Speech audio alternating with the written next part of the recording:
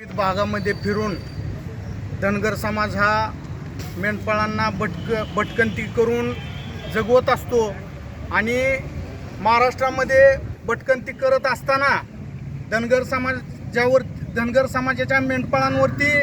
यापूर्वीही अनेक हल्ले झालेले आहेत आणि हे हल्ल्याचं सत्र अजूनही थांबलेलं नाही आणि वारंवार धनगर समाज बांधवांवर हल्ले होतात। या हल्ल्याचा तीव्र असा निषेध इंदापूरच्या पोलीस स्टेशनमध्ये इथं विविध पक्षाच्या आणि संघटनेच्या वतीनं इथं जाहीर असा निषेध करण्यात आलेला आहे। बारामतीच्या सुपे या गावात परवा दिवशी जी घटना घडली,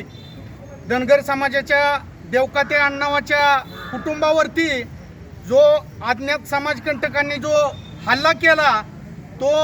भ्याड हल्ला होता आणि त्याचा तीव्र निषेध इथं पोलीस स्टेशन समोर सर्व पक्ष आणि संघटनेच्या वतीनं नोंदवलेला आहे आणि आमची शासनाला सरकारला विनंती आहे की तीव्र अशी कठोर अशी कारवाई या आरोपींवरती करावी, एवढी आमची विनंती आहे।